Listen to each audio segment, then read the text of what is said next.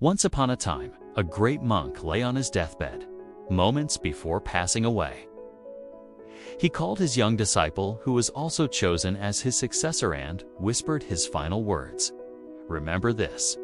Never allow a cat into your life." With that, the master took his last breath. A large crowd had gathered to hear the revered monk's final message. Everyone was confused by such an unusual last instruction, especially the young successor. He kept wondering, why should I not allow a cat into my life? What did the master truly mean? The master was cremated with full honor and rituals, yet the young monk remained troubled. He could not understand the deeper meaning behind those final words. In the monastery lived an old monk who had spent many years alongside the master. Although he was wise, he had not been chosen as the successor due to his age and weakening health. Noticing the young monk's worry, he approached him and asked gently, "Why do you look so lost?" The young monk replied, "Before dying, the master told me never to allow a cat in my life." I cannot understand what he meant. The old monk smiled softly. "My friend, perhaps you don't know the story behind those words." And then he began narrating the story behind the master's words many years earlier. When the master was still a young man, he left his home, his wife, his children, and all worldly attachments to seek the ultimate truth. He wandered deep into the forest and settled near a small village. Each day, he would walk to the village to beg for food. The villagers were delighted to have a monk living close by. They respected him, sought his wisdom, and even built a small bamboo cottage for him. The monk lived with only 2 pieces of clothing. But soon, a problem appeared. Rats began entering his cottage, chewing his clothes and causing constant trouble. When he told the villagers, one of them suggested, "Why don't you keep a cat? It will keep the rats away." The idea seemed practical, so the monk accepted a cat from the villagers. Indeed, the cat chased away the rats. But now another problem arose. The cat needed milk, and the monk had to visit the village several times a day to beg for it. When he mentioned this, the villagers said, "Instead of coming again and again, why don't you keep a cow? It will give you milk for the cat and for yourself. We will provide you a good cow." The monk agreed. But soon, the cow also became a responsibility.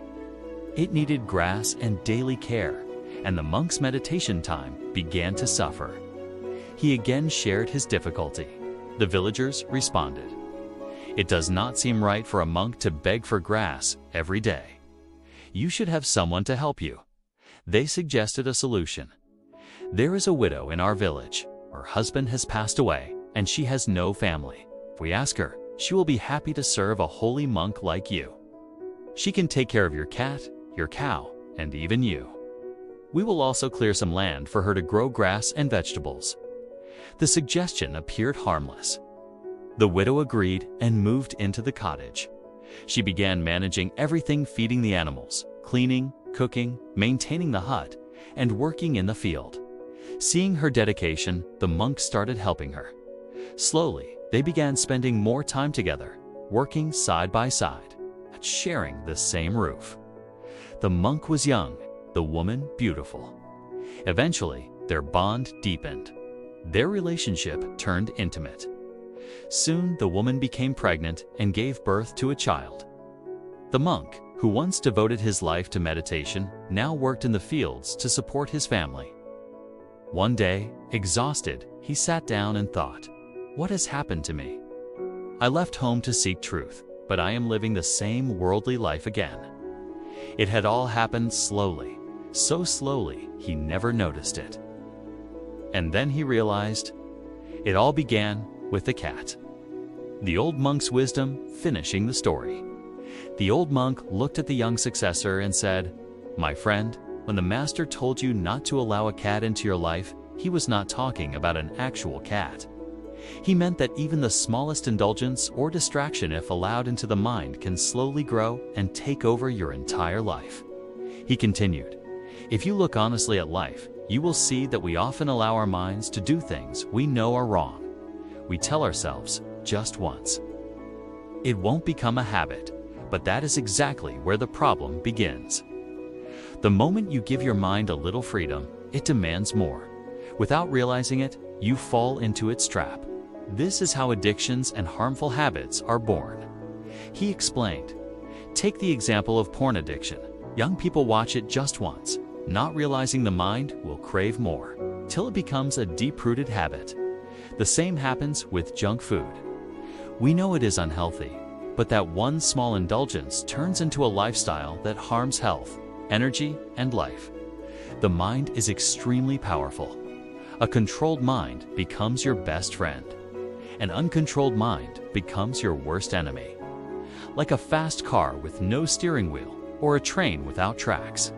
It has speed, but no direction. The final message: always learn to guide your mind. The old monk concluded. Even the great master allowed one small weakness, and it brought him back into the very world he had renounced. So remember, never keep the cat of mental indulgence. Because once you let it in, it will quietly take over your life before you even notice.